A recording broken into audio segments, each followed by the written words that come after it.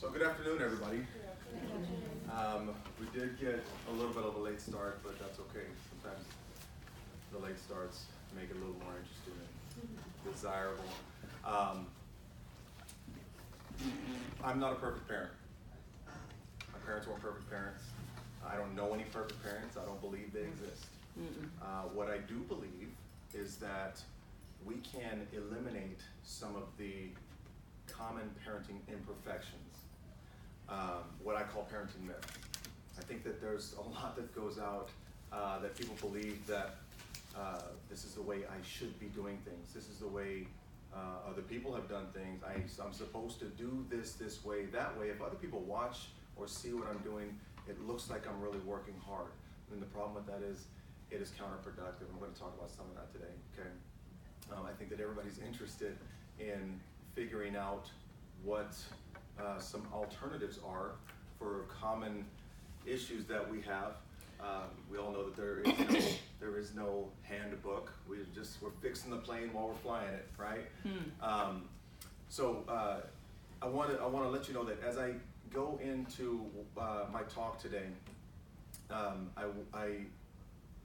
some of the strategies that I talk about are going to seem atypical. They're going to seem almost strange. Now, I'm not saying we're going to start buying crystals and magic dust or anything like that, okay? But they are going to challenge the norms, okay? So I do ask that you keep an open mind and just stay with me. They're going to be a little different, but not too much, okay? I have broken this talk up. I've got about an hour and 5 minutes with you all. I've broken this up into 3 parts because an hour and 5 minutes can get a little bit long. Originally, I wanted to leave a little space at the end of each part for Q&A in case you had any questions. But in the interest of getting through all the topics and giving you the most value for your time, I'm just going to go straight through. But you'll notice that on the bottom of your handouts, there is a spot for you to take notes and write down any questions that you have. That way, if you have a question on part 1, when we get to the end after my closing, you will remember, oh yeah, that's what I wanted to ask about the first part. Okay, so I encourage you to take notes there. Having said that, let's get started. My name is Kevin Ross. I'm 42.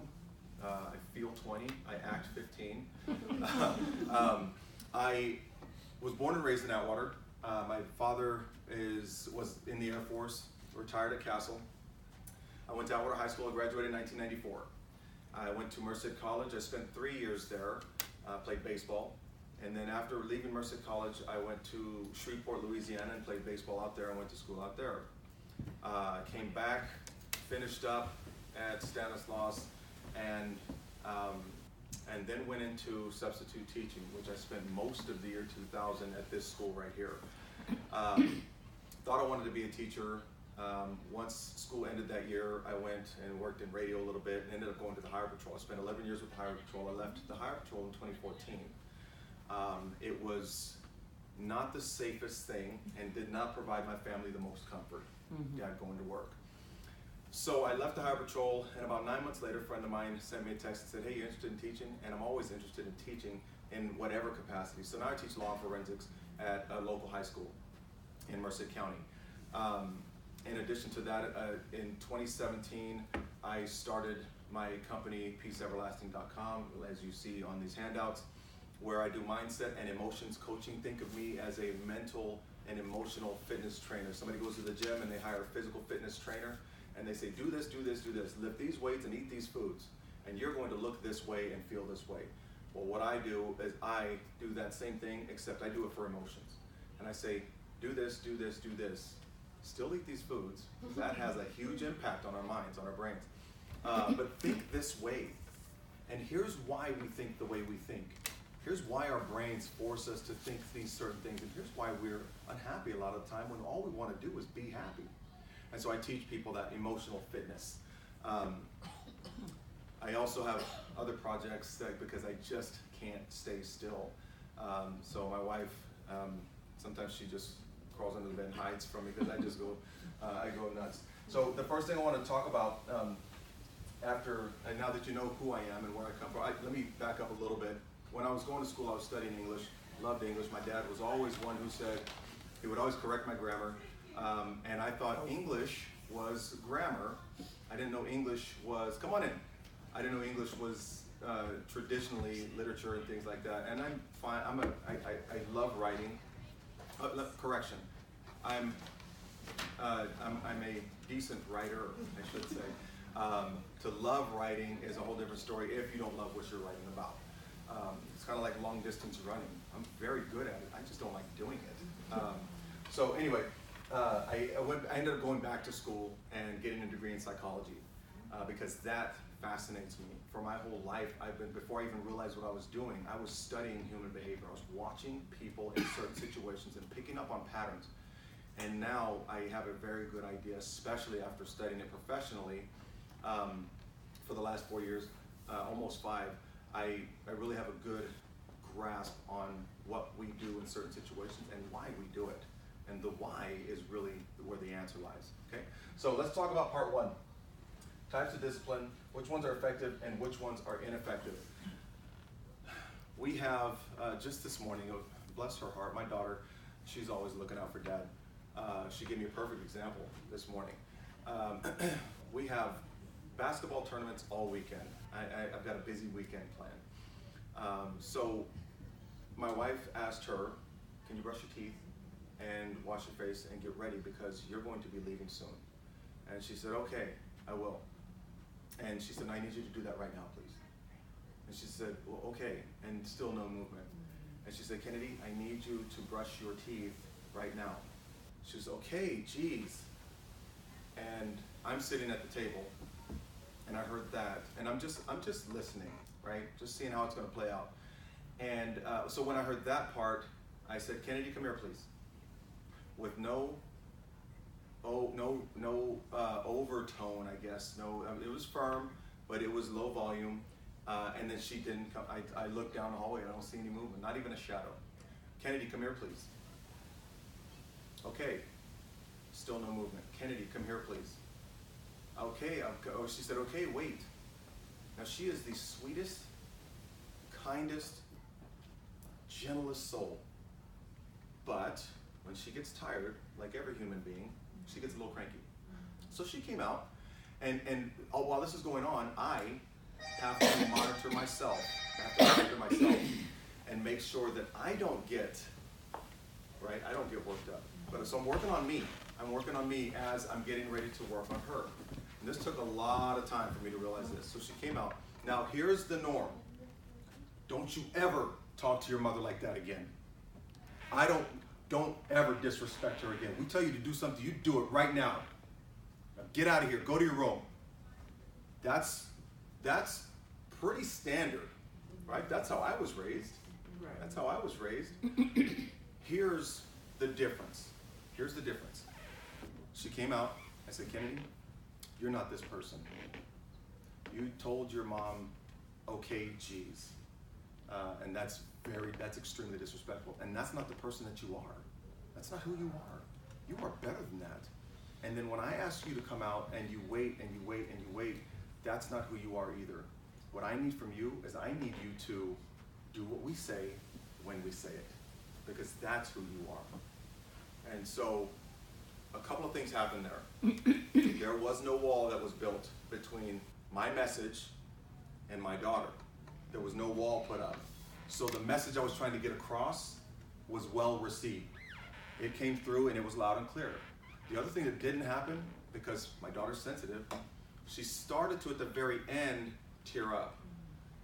But if I go into full-on traditional parent attack mode like I used to be, the wall goes up, the tears start flowing, and these shut down.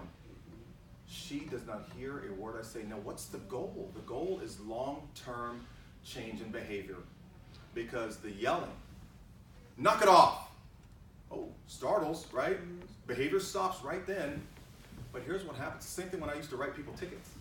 Oh, this ticket. And then they drive 55 and a 65 for about a week. And then our brains go back into familiarity mode, normal, 78, 82, 91, whatever. We're looking for long-term behavior. I issued a lot of warnings because that was what was going to serve the bigger purpose. Listen, here's what I need from you. And here's why we don't want you to drive so fast. here's what the deal and the injuries, and we care, and I've got to go to your family and tell them you're not alive anymore, and that stays with me, and I've got to take that, it's bigger than you, and they think, oh, okay, I understand. So that's what we're trying to accomplish, long-term behavior. The other thing is this, I had to have a talk with a family member and let that person know that the way we talk to our children becomes their inner voice, right? Not one of us in this room, even as parents, what we believe about ourselves mostly is somebody else's planted opinion of us. So this person would tell my daughter and my niece and nephew, when they didn't do something, say, well, you don't listen. And this is someone who loves my niece and nephew and my children to, there is no limit. But the wording is wrong. You don't listen. So now we don't even know it's happening. Unconsciously, okay, I don't listen. Your wish is granted. I don't listen. That's what happens. You don't listen. Got it. I don't listen. And unconsciously, that's what happens. Listen, you are a better listener than that. You didn't listen to what I said. And I know you're a good listener, so I'm kind of curious as to why I need you to try to do a better job. Right? You're a good listener. That's why I can't figure out why this happened. That's why I can't figure out why you didn't do this like I asked you to. You're a great listener. Why did this happen? So we're not going in and saying, I'm not saying to go to your kids and say, listen, come on in here, let's hug, and I'm not gonna, it's not all, it's just a strategic way of delivering the message. If someone is gonna play chess, and they went in and they grabbed the little horse or what, I don't know what it's called, rook or whatever, I'm not a chess player, and they said, you know what, and they just threw that thing at the board and knocked all kind of, okay, that's not quite the way we play chess. We grab it and we strategically move it and to get the desired outcome.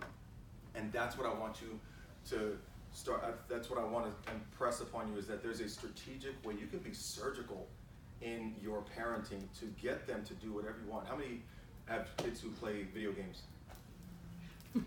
Yeah, right, Fortnite's the one, isn't it? Fortnite. I tried to play that one time, I kept getting shy. Set that down, walked outside, took a deep breath, and let the frustration go. But as they're holding on to control, they're moving this thing around, the person on the screen is doing whatever they want them to do. And that's what I'm saying. With our words, we can get our children to do whatever we want them to do.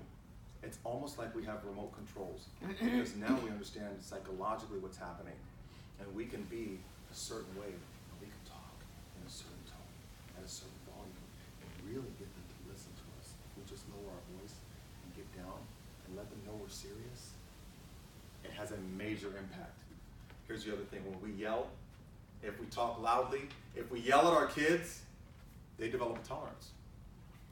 And then we yell louder, and they develop a tolerance for that. So that becomes ineffective.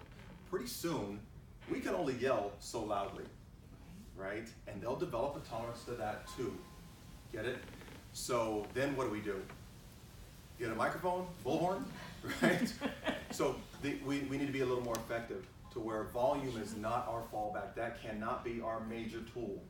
You understand? That cannot be our major tool. So volume is not the main, it's not the most effective. That is short-term change in behavior. We're looking for long-term. Volume is the diet. Being strategic is a change in diet. Get it? When we change our diet, that is just a change in the way we eat for the rest of our lives. When we go on a diet in and of itself has, by definition, has a definite beginning and end. Excuse me. So we go on a diet in 6 weeks. So I'm done with the diet. Yes, I feel so great. I look great. Pants fit. I'm gonna go buy all new clothes because nothing fits anymore. And then after about 6 more weeks, when we go back to the way we were, the old behavior, now we're gonna go shopping again because the skinny clothes didn't fit anymore, right? We want the long-term change. Okay. The second thing I want to talk about is one of the biggest myths, and this is the one that breaks my heart because this is so widely believed, that it's a bad thing to be your child's friend. I'm not my kid's friend. That's not my job. I'm supposed to be their parent, not their friend. And I say, you better be your kid's friend. You better be your child's best friend. think of your best friend, whoever your best friend is, or whoever your best friend was when you were going to school or whatever. Think of the things that you say to your friends, the things you tell your friends, your closest friend. What do you say to them? You tell them all your secrets. You tell them all the great things that happened. You tell them the stuff that's not so, it's kind of embarrassing. You'll never believe what I did. Don't tell anybody. I'm only telling you because you're my best friend. We tell them everything. I've met this new guy, met this new girl. Oh my goodness, it's just, I'm thinking about quitting my job. I'm thinking about starting a new, whatever it is, whether it's good, bad, or right in the middle of the road, we tell our best friends everything. Wouldn't that be awesome if our kids told us everything? Wouldn't that be amazing? I say yes. I want my children to feel like they can tell me whatever. I want my kids to, what do you do with your best friend? You're out at an event or at a social gathering, probably had a little too much to drink, and you're like, you know what? I need to call somebody to come pick me up and call your best friend. I need my kids to consider me their best friend so that they can call me, even if they've done something they know I told them not to do. They snuck out, went to a party where I told them they couldn't go, and they got drunk. I want them to know, you know what? My parents understand, and I can call them, as opposed to them getting into a car and driving themselves, or get into a car with somebody else who's been drinking. Right. Now here's how it works, because a lot of times the question comes up, well, okay, so you just allow them to do it, and then what? You talk about changing behavior, Kevin, what do we do? Well, here's the thing. I go and I pick them up, and I say, listen, I thank you so much for calling me. I love you. I want you to know you can call me anytime. I'm on your side. Call me whenever you need. Your safety is paramount. That's the thing I care about the most. And I'm extremely proud of you for calling me, because I know it was a difficult thing to do. We get home, everybody goes to bed, we wake up, I'm calm, right? I'm not faking it, I'm calm. And then we can wake up, we can have a conversation about what we could have done to prevent having to call me in the first place. You remember I told you weren't supposed to go out, right? And you snuck out, and you went to the place that I told you not to go. And while like I told you last night, I'm very proud of you, and I'm so grateful that you called me, but we gotta fix this before it even starts again. So here's what we're gonna do. I'm taking away this, and this, and this, and I'm not mad at you, I don't hate you, but this is the consequences, these are the consequences for your actions. And it's that simple. So then, just like this morning with my daughter, I'm being heard, and my message is getting in. That's the way the brain works. It's hard for us because emotionally, we think about, well, you didn't do this, and you could have been hurt, or you could have, and so we get into almost attack mode. But again, that's counterproductive. So we want to have conversations with our children, and conversations it's speaking with minimal emotion, because when we start speaking with high emotion, then we start saying things we don't mean, saying things we wish we could take back. You cannot put toothpaste back in the tube. Once it's out, it's out. You understand? So we need to make sure that we get into a baseline range of emotion. We all have our baseline range. This is kind of happy, this is kind of sad. In the middle is where we live most of the time. Too excited, too disappointed, negative, upset. We make decisions outside the normal baseline range. We start doing things and saying things that we regret. So we got to get back into a baseline range of emotion, and that's where the conversation needs to come. That's how we need to communicate with our children. That makes sense? It's not just when we're angry. I want to point out that we can be too excited also and say things that if we're really, really happy and we're like, great job, you got all A's, or you got into such and such a school. I'm so excited. Can I get a car? Yes, you can. Whoa, whoops, what? Car? Wait, let's talk about that. Let's get back. We're excited right now. Let's not make that decision just yet. Let's have a discussion. When I was still with the Highway Patrol, there was we had a crash, and it was out North Valley. North Valley, and this group of boys went across the street to play in the park. And Mom came out, and she said, dinner's ready. And the youngest, I think he was about 5, he heard dinner's ready and thought, yay, excited, and took off running. Made a decision in a heightened state of emotion and ran, and there it came. And you guys know what happened. I don't even need to say it, right? Here came the car. He made a decision, and he wasn't angry or depressed or anything like that. He was just outside of his baseline range of emotion, and he made a decision. When if he had dinner's ready, yes. Calm down. Okay. Car goes by, and he goes home and he eats. Instead, dinner, I don't even know if it got touched that day. And so what I'm saying is, it's not about just being overly angry or being overly excited. It's about either one could be dangerous. It could be dangerous. Yes. Oh, I'm sorry. Oh, very good. Thank you. So let's go on to the next thing. Why praising your child's intelligence is counterproductive. How many people in here hang report cards on the refrigerator or know somebody who does? My wife puts them up there. Take it down. I'm just kidding, I don't do that. But what I tell my students, what I tell my children, is I tell them, I don't care. I don't care what grades you get. I honestly do not care. Who are you after having received or earned that grade? Who are you? Have you become somebody new? Have you become somebody better? That C or B, did you work for it? And did you coast to the A? Because all A's doesn't mean anything to me. If you didn't become a better person, you'd have to work for it. When I got my degree in psychology, I graduated with honors, right? I always tell my wife that too. She didn't. I don't know. I'm kidding, but I do that, but it's all in fun. It was all A's, I had a B, and I had 1 C. That C came in statistics. I'm not a math guy, and statistics was extremely challenging for me.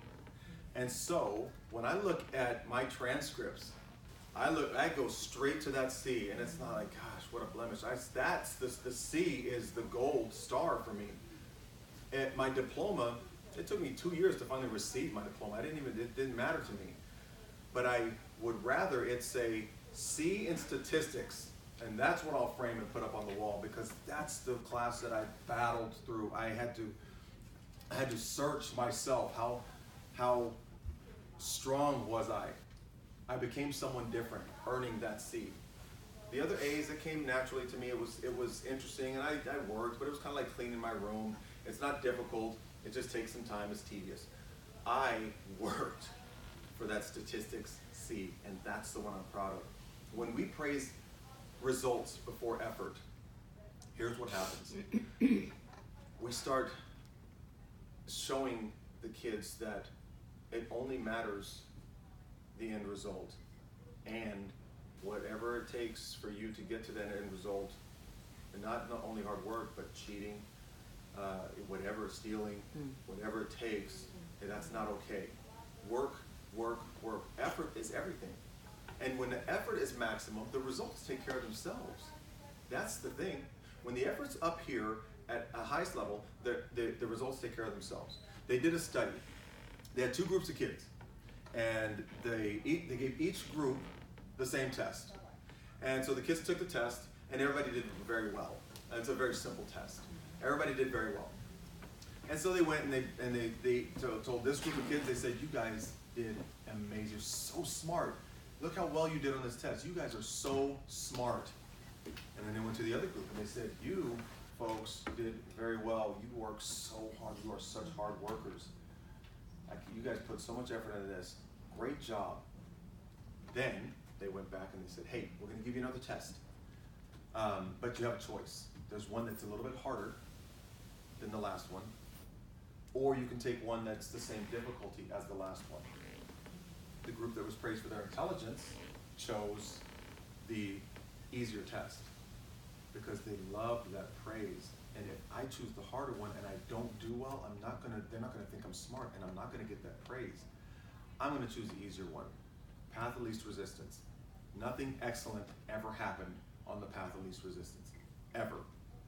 The other group, 80+% of them chose the more difficult test. because their thinking was, I have to take the more difficult test because I was praised for my effort, how hard a worker I am, and I want that praise again because it feels good, and so I'm going to choose the harder one because that takes more effort because I want that praise again. They weren't worried about results. What I'm saying is, it does not matter what the results are. Oh, I got this grade. Okay, great. How much effort did you put into it? I had a student come in and she said, Mr. Ross, I'm kind of nervous. What are you nervous about? Well, I just turned in an essay in Spanish class. Okay, well, what are you nervous about? Well, I don't know what I'm going to get. And I said, well, did you put effort into it? Yes. I said, did you give maximum effort? Yes. Be honest with yourself. Be honest with me. Did you do everything you could on this essay? Yes, I did. I said, well, it doesn't matter what you get because you know what you gave. It doesn't matter what you get because you know what you gave. I said, I turned stuff in and I said, here you go. I don't need to know my grade. I'll see you later. I don't need to know. Because it's one person reading this, and they might have had to put their dog down the night before. And so what are they thinking? They're not even reading the words on the page. And they're just so, or spouse just left them that morning. Yeah, look, I'm not coming home anymore. And they still decide to try to come to work. And they're so angry, and God forbid, you look a little bit like the spouse that just left. My goodness. Red ink. You know, just never know. Everything is subjective. Your effort, however, is not. Your child's effort is not. And so when we praise effort, then that's what we're going to get more of. You are such a good person. You work so hard. I know you're better than this. I know you want to be better than this. I know you want to be a better student. I know you want to be a better brother or sister. I know you want to keep a cleaner room. I know you want that. I know you're capable of that. You work harder than, you're a harder worker than what I'm seeing. I know that about you. I'd like to see you prove that. I'd like to see you do that better. Praise the effort, right? Praise the effort. I do want to, I know that we're short time. I just wanted to give some final thoughts, and then we'll go into Q&A. The main thing that everybody needs to know is that we are capable. We're capable. We are miracles, we humans. And so are our children. Now, sometimes our children don't seem like that. And I know that the challenge is there, and in an hour it's not enough time to really get into and start deconstructing and fixing things under the hood. You understand? But I know that a lot of times we as parents feel like, when I talk to my dad, he will always talk about how he failed as a parent, and or how he wasn't a very good father. It used to break my heart to hear it. It still doesn't make me happy, but I know now why. And I think we all feel that way sometimes, like we're failing, like we're not doing the right thing. Why? What am I doing wrong? Here's the thing. Number one, we don't know what we don't know. We don't know what we don't know. The brain is a peculiar organism. It is an organ, I should say. The way it works is weird, but once we understand little things like what I've talked about, we can start making it do what we want it to do. But I'll tell you this, as I look at you and stand in front of you today, each and every one of you is good. Not good, great. As a parent, you're great. You're doing everything you can. It gets tough sometimes, and patience gets tested. Oh my goodness. Think of what you're doing. You are creating, you're training adults. These are adults in training. You're working. You've got jobs, and if you don't have a job, your job is full-time parent, then it's just as difficult as everybody else. But you have other things that you're trying to do in addition to be a full-time parent and raise a respectable member of society. That is not an easy task. So what I need for you all to understand is that, number one, you're capable. You're not doing anything wrong. You're not doing anything wrong. You give maximum effort as well, and the results will take care of themselves. But you are miracles. You've created miracles, and you are a miracle in and of yourself. So understand, you're not doing anything wrong. we've got hard jobs as parents. My son just turned 14, correction, he's 13, going to be 14. So here come, the teenage years, we're here. It's, my daughter's 8, going on 16, so I've got that going on, right? It's very difficult, there are challenges, but what I'm saying is you are up to the challenge.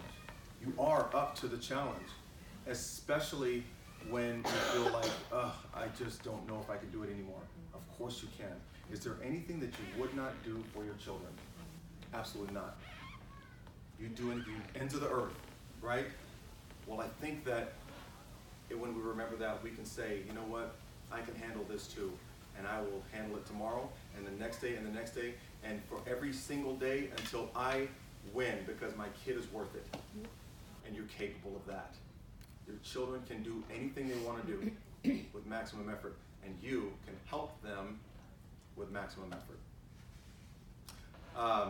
Thank you for your time. If we can go into questions, and we'll fill up this last 10 minutes or whatever, however long it takes. If you have any questions, just fire away. I'll go here and then I'll come to you. Yes?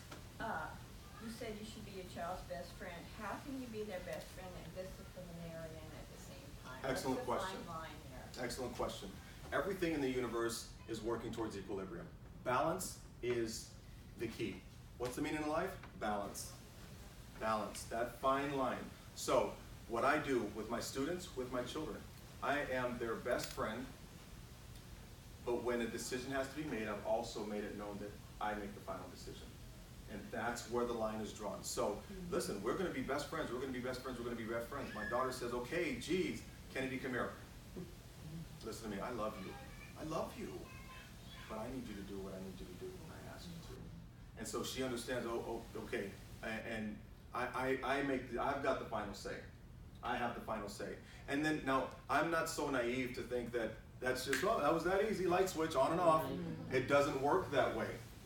But I will keep, anybody ever see the bottom of a rain gutter?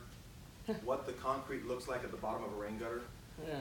It's concrete just worn away. Drip, drip, drip, drip, drops of water, so soft and gentle, eating away concrete. So I will just continue drip, love, love, love. I'm in charge, love, love. I'll listen and hear you out, love, love, but I have the final say, love, love, drip, drip. You're going to do what I ask you to do when I ask you to, drip, drip, drip. And I will wear my children down with love and persistence as their best friend. That make sense? Yeah. To answer your question, it just takes persistence. And my goodness, when I'm tired, it is very difficult. I get it. We get weary. But that's fourth quarter stuff. You've got to work harder. That's the sprint at the end of the, 1,500 meter race. You watch those people, they sprint and they turn it on, they kick it into gear. They run faster at the end of a 1,500 meter than I would run that last 100 meters myself without running the rest. They're sprinting faster than I would. That's finishing strong. When you're tired, what are you going to give? And if it relates to our children, we're going to give everything. And that's what I encourage you to do. Excellent question. There is that balance. I'm your best friend, and I'll tell him. I told my son the day he was born, the first thing I ever said to him is that he's my best pal. He's everything, right? At that moment. Now my daughter, she's my favorite girl. They're my best friends, my kids. But they also understand that if I ask them to do something, I need them to do it. And the beautiful thing about it is that we're so close as friends that they want to do things for me. And now they're kids still, and so my son's room is an absolute mess. And that's okay, I'll take that. That's fine, because my son is not a mess. And so that's all I'll take. Hey, get the dishes out at least and throw your trash away. Like, you want to live with your clothes all like this, that's fine. Because I can't really say much. Hey, clean your room, and then I walk out and I look at my room and I say, well, laundry everywhere. I think, gee, is that really fair? I gotta set the example. But I'll tell them, hey, at least get your room to what mine is, and then the rest we can talk about. But I will drip, drip, drip, and wear them into, and mold them into the person that I want them to be. But I've got to do that from a place of love and friendship, or else they're not listening to me. and they will battle me.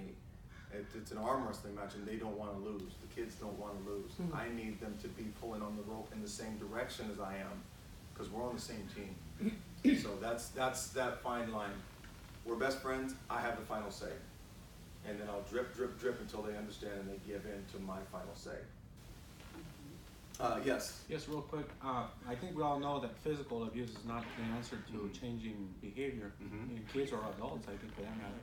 But I know also that, I mean, throughout different times, people have thought of different ways to discipline. I mean, what are your recommendations for changing a behavior and doing positive reinforcement and everything else like that? Here's one of the things that was on here also. It's the answer to your question. Number one, I do domestic violence batterers treatment. It was one of the other things that I do, and I talk to a lot of batterers, and a lot of the time it's just what we thought when we were kids was just discipline. So I can't encourage that. It's the same as yelling, right? What did we do when we were kids? Put our hands back there, put a notebook back there, whatever it took, fake cry, all right, now we're done, and that was the end. Sorry. But my answer to that question is one of the final things that's on here. When I write, don't praise a fish for swimming. Some people say, well, that's what they're supposed to do. Why are you going to celebrate that? But that's what I do. I will celebrate just the everyday normal stuff. Hey, thanks for putting your dishes in the sink. And someone might say, well, this is what they're supposed to do. Exactly. Thank you for doing what you're supposed to. I appreciate it. I'm not going to have a parade. We're not going to have fireworks and glitter and confetti.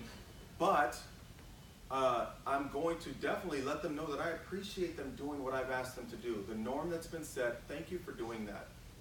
Now, if it's constant and they're not doing it, then I go to another way, and then I'll start taking stuff away and letting them know I love you, but this has to come with me because this is what led up to it. Right? I'm cell not phones and exactly. I'm not taking this from you.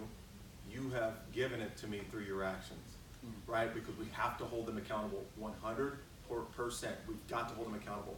I say this: you're responsible for three things.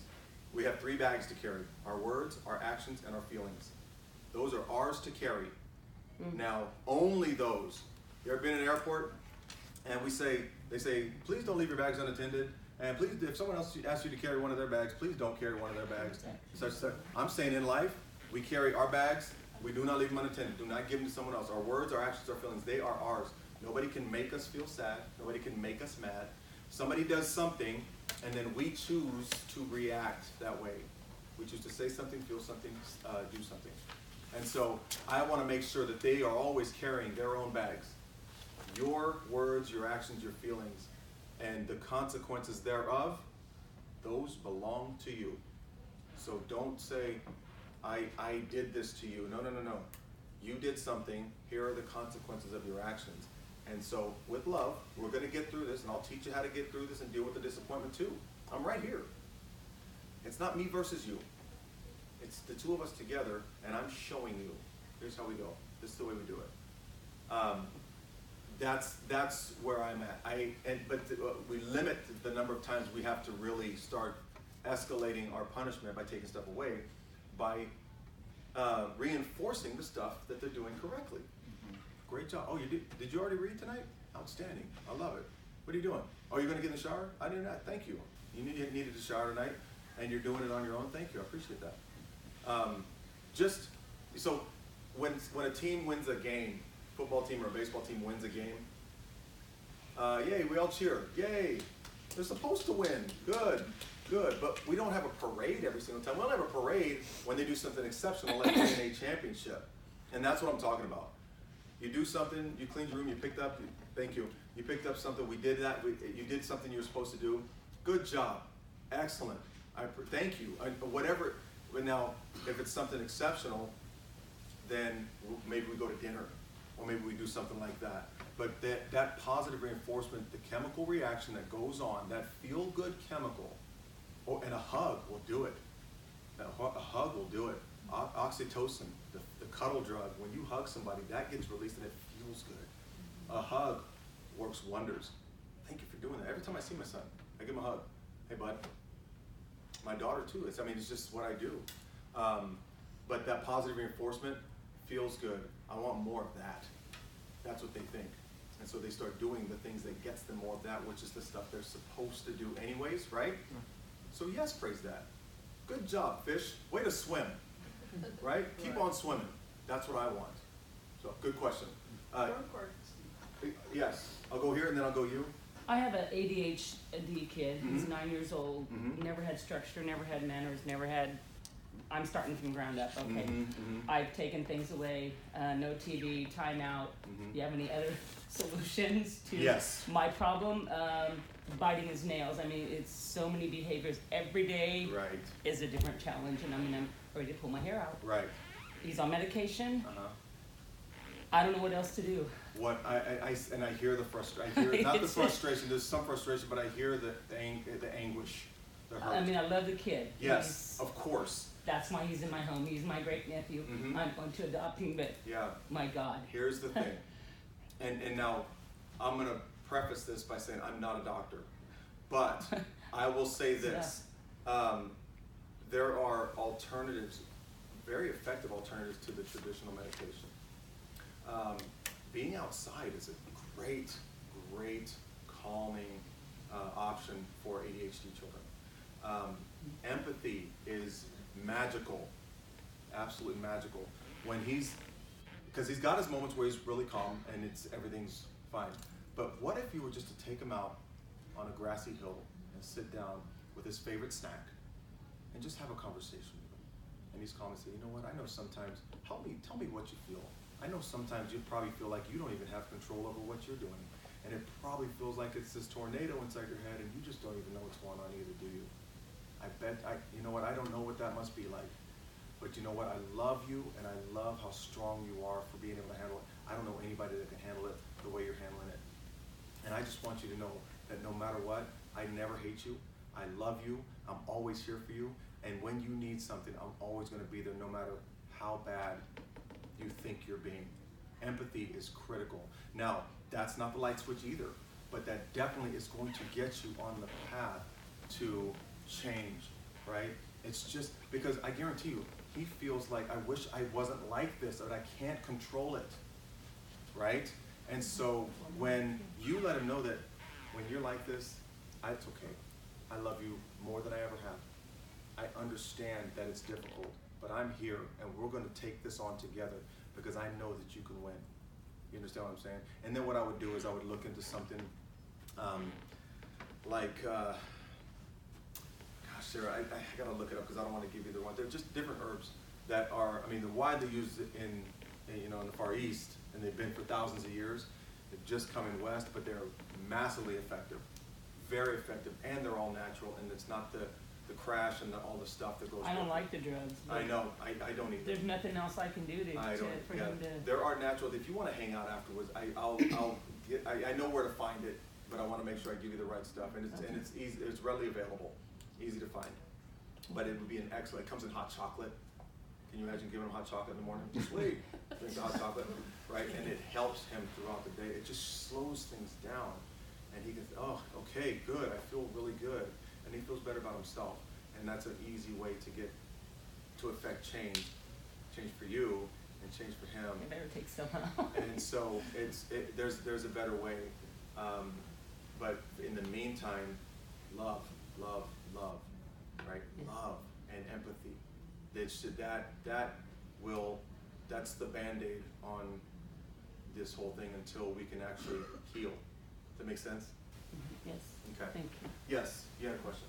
I work at preschool daycare and stuff, and we have children that's kind of like what she's saying, but I took lessons to have kids like that. But then we have kids that's angry parents. Don't think their parents love them. They come talk to them, and like I told them, no matter what, your parents love you. The other day I had a kid that hit me. Oh, I could have went. And I felt myself going there when he but then I came back and I was like, why go off that kid like that? Just doing something that, I don't know, so I just told her, like, could you please just go calmly, go to the thinking couch and think about your behavior, and then I'll come talk to you when I calm down. Right. You know. Excellent. You got yourself back in the baseline. I couldn't And off. exactly. And what happens? It's always the wrong decision. Right. Most of the time.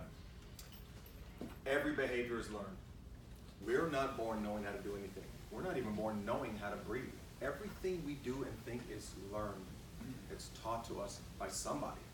So all of these things, these anger issues, they either witnessed it or they witnessed something that created that's how they're reacting to it. My biggest thing is, your parents love you. Oh yeah, really? Then why this? Right. Now you're just lying to me like all the rest do. Listen, I don't know what your home life is like. I don't know what your parents are thinking. I know that they're probably not happy with the way something's going in their life or something has gone, and that's probably why they treat you the way they do. But I'm going to tell you something. You are, whether they love you or not, you are worth it. You are worth love. And more than that, you are worth your love. If you don't love yourself, it doesn't matter who loves you. I can tell you, you're outstanding. You are amazing. And it doesn't matter if you don't believe it. And I can tell you, I just really care for you. I don't think you're capable really of anything. And that doesn't matter if you don't believe it. What we believe about ourselves, a great title to a book that says, what you think of me is none of my business. My opinion matters more than anybody else's, and that's what we got to get across these kids. Listen to me. You are worth love. If somebody doesn't love you, it's their mistake. I don't know what's wrong with them, but you are worth it because I love you. But I need you to know you love. You are worth love. You're worth your own love. And you need to understand that, and let's work on improving your self-worth. It's got to come from self, but let's work on improving that because you're valuable. You are valuable. The odds of being born, some say it's 400 trillion to 1. It's not. It's 10 with 2.6 million zeros after it to 1. Those are the odds that any one of us was born. Zero, basically. How many times you can win the lottery? That's even astronomical. I'm saying the fact that we're even here is a miracle. So your young boys, the fact that they're alive is a miracle, which makes them valuable, and they need to understand that. Yeah, so it's just helping them drip, drip, drip. Love, love, love. You're valuable, you're valuable, you're valuable, and you are worth the love of yourself, which would make it easier for others to love you as well. And it's going to be a struggle, but that's how we take the steps up that mountain, right? And just one step at a time. One step of progress is progress. Forward is forward. It's just one day better than the next. That's it. Every day, better than the last. Every day better than the last. What's your name? Kevin Ross. It's at the bottom of your handout. All my contact, while I got you here, all my contact information is at the bottom. That is my cell phone number. All of my clients, everybody that I speak to, that's my cell phone number. Text me. My email's there. Call me. You've got full access to me. If you have questions that I didn't get to and you need to go somewhere else, then that's fine. If you want to email me your question or call me, or I do Zoom video chat, that's fine too. I'm fully available because I just helping. We got to make this whole thing better. And so whatever you need, I'm available to you. Okay? Like Reach I out. said, I work at a daycare preschool, and we got a lot of emotions going on even with staff members. So the possible I can give this to my boss. Oh sure. You know. Yeah, listen. We are, the older we are, the more emotional illness. Mental illness is not my thing. That's not what I'm worried about. I'm worried about emotional illness because that is the epidemic. Normal people who are emotionally ill, that's what's causing a lot of the problem. So when you say adults too, I say, yes, I know. That's why I started my company. I work with a lot of kids, a lot of young athletes really, but I started to work with adults because that's where I saw the most need. But yeah, absolutely. Feel free to reach out. Yes. Yeah. Well, I'm quite Awesome.